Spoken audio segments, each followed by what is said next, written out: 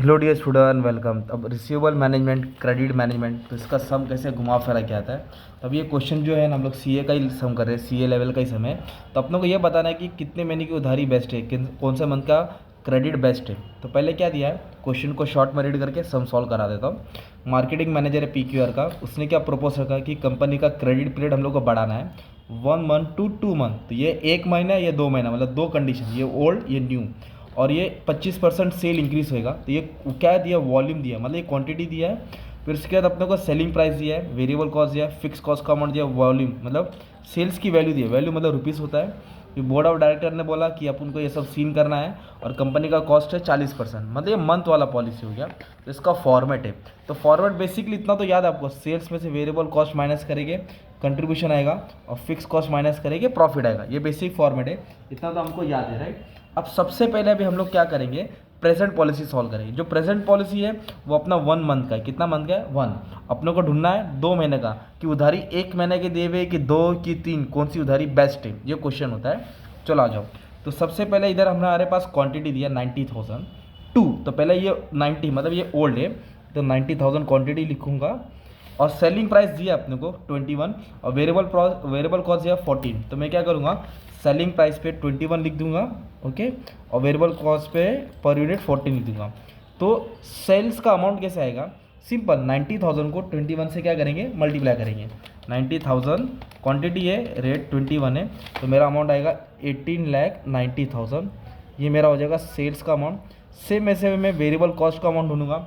Variable cost मतलब क्या करना पड़ेगा मुझे, सेम क्वांटिटी को मल्टीप्लाई करेंगे वेरिएबल की यूनिट से, 90,000 को 14 से मल्टीप्लाई करेंगे तो वेरिएबल कॉस्ट का अमाउंट मिल जाएगा, राइट। तो 19 4 126 आ गया मान लो। अब हमें क्या करना है, कंट्रीब्यूशन ढूंढना है। तो सेल्स में से अगर मैं वेरिएबल कॉस्ट माइनस किया, सेल्स में से वेरिएबल कॉस्ट माइनस किया, तो अपने को मिलेगा कंट्रीब्यूशन। तो 1890 से 1260 गया, तो 6,30,000 आ गया मेरा कंट्रीब्यूशन। अब उसमें से मैं क्या माइनस करूँगा, फिक्स कॉस्ट, ओके। तो फिक्स कॉस्ट गिवन है अपने को 2,70,000, तो इधर फिक्स कॉस्ट 2,70,000, वो भी हम क्या कर देंगे, लेस कर देंगे। अब अपने को प्रॉफिट मिल जाएगा, 630 में से 270 गया, तो मेरा प्रॉफिट है 3,60,000। ये हो गया मेरा ए, सिंपल। अब हमने ये प्रॉफिट ढूंढा ना, अब यहाँ कॉस्ट ढूंढेंगे। कॉस्ट का रिटर्न दिया है 40%, तो ये कॉस्ट का परसेंटेज है, पर ये 40% किस पे निकालेंगे, एवरेज डेटर पे। तो एवरेज डेटर के लिए तुम लोग को ये 3 चीज़ ढूंढना पड़ेगा। तो सबसे पहले इन्वेस्टमेंट लेंगे। What is investment, variable cost और फिक्स कॉस्ट दोनों को ऐड करेंगे। तो वेरिएबल कॉस्ट है 12,60,000, फिक्स कॉस्ट है 2,70,000, तो 12 और 2 है ना 14, 15,30,000, ये मेरा हो गया वेरिएबल कॉस्ट। और ये क्वेश्चन में देखो मंथ बोला है कि वीक्स बोला है कि डेज, मंथ बोला है। तो साल में कितना महीना रहता है, 12 महीना रहता है, ये ईयर का है पूरा। अगर वीक्स रहता तो 52 रहते। अब इधर देख रहे हैं 1 मंथ, तो इसलिए मैंने यहाँ 1 मंथ लिखा, ओके। अब क्या करेंगे, एवरेज रेटर्स कैसे निकालेंगे, ये अमाउंट को ना जो क्रेडिट पीरियड है ना इससे मल्टीप्लाई करेंगे और टोटल मंथ से डिवाइड करेंगे। तो 15,30,000 ऐसे टाइप करेंगे, 15,30,000 इंटू क्या करूँगा मैं, 1 करूँगा, ओके, और डिवाइड बाय क्या करूँगा, 12 करूँगा। तो अपने को आया 1,27,500, ओके, 1,27,500, ये मेरा एवरेज डेटर है। इस पर मुझे 40% कॉस्ट निकालना है, ओके। इस पर क्या निकालना है मेरे को, 40% कॉस्ट निकालना है। तो 1,27,500 पे 40% निकालेंगे तो 51,000 आएगा। ये हो गया मेरा बी, सिंपल। अब मुझे क्या है, बेनिफिट, तो प्रॉफिट में से कॉस्ट माइनस करो, 360 से 51,000 माइनस करेंगे तो मुझे 3,09,000 मिलेगा। ये मेरा बेनिफिट हो गया प्रोजेक्ट का, ओके। अब हमारा सवाल इधर आता है। अब उन्हें सोचा कि 1 महीने से कितना, 2 महीना, तो इसके लिए मैं इधर 2 मंथ लिखा, ओके। ये पार्ट इंपॉर्टेंट था। और सेल्स कितना बढ़ा, 90,000 से 1,12,500, वॉल्यूम मतलब क्वांटिटी। अब ये 90,000 नहीं रहेगा, 1,12,500 रहेगा, ओके।